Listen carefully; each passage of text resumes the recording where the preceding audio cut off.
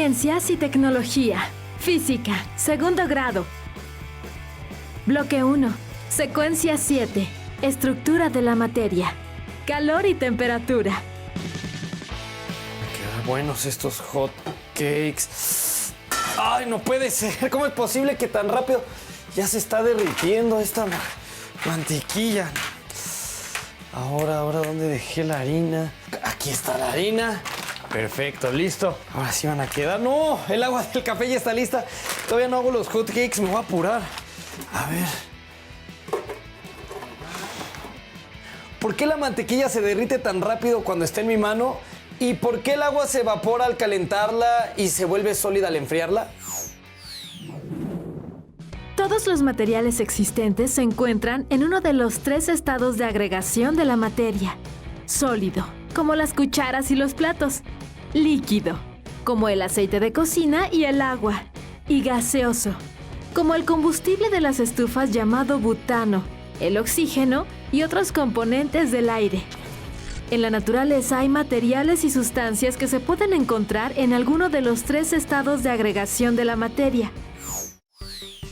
El modelo de partículas es útil para explicar la diferencia entre los estados de agregación de la materia.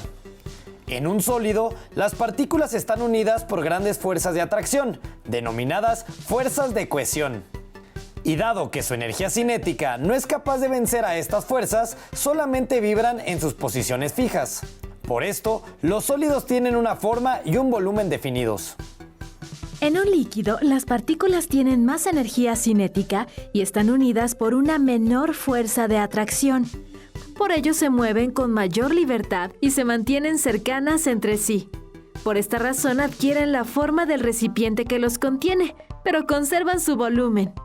En un gas, las partículas tienen tanta energía cinética que vencen a las fuerzas de cohesión y logran moverse rápidamente en todas direcciones, dejando grandes espacios entre sí.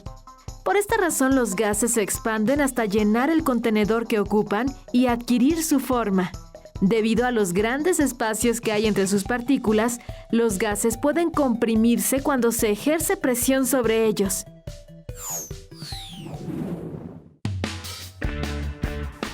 Correcto, comprendo cómo son las partículas en líquidos, sólidos y gases, pero ¿qué pasa con ellas cuando hay cambios en los estados de la materia? Al calentar un sólido, sus partículas adquieren cada vez más energía cinética, de tal modo que vencen a las fuerzas de cohesión que hay entre ellas y comienzan a moverse. Entonces, el estado sólido pasa a estado líquido.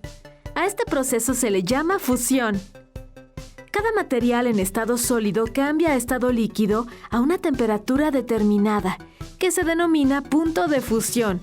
Por ejemplo, el hielo se funde a 0 grados Celsius, la mantequilla a 38 grados Celsius y el hierro a 1535 grados Celsius.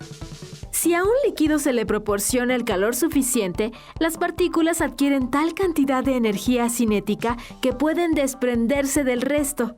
A este proceso se le llama vaporización. Pero si se sigue calentando, incluso las partículas del fondo se desprenden para comportarse como gas. Entonces se dice que el líquido entra en ebullición. Cada material en estado líquido cambia a estado gaseoso a una temperatura particular, la cual se conoce como punto de ebullición. Entonces, ¿las partículas del agua dejan de moverse al congelarse? La solidificación es el paso de una sustancia del estado líquido al estado sólido por medio del enfriamiento. En la medida que se enfría el líquido, sus partículas pierden energía cinética y quedan vibrando y unidas por fuerzas de cohesión. Ahora se trata de un sólido.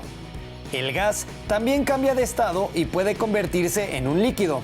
A este cambio se le llama condensación y ocurre mediante la disminución de su temperatura. Hay materiales que cambian directamente del estado sólido al estado gaseoso sin pasar por el líquido. A este cambio se le llama sublimación. Las pastillas desodorantes son un ejemplo de ello, pues el sólido se esparce como gas aromatizando el ambiente. Este proceso también ocurre en sentido contrario, es decir, algunos materiales en estado gaseoso pasan directamente al sólido. Este cambio se conoce como sublimación inversa, y un ejemplo del mismo se puede ver en la escarcha que se forma en las paredes de los congeladores, luego de que el vapor del agua del aire se solidifica. Como viste, en muchas situaciones cotidianas, ya sea de la naturaleza o actividades humanas, se presentan diferentes cambios de estado de agregación de la materia, y para que se efectúen, debe aumentar o disminuir la energía térmica.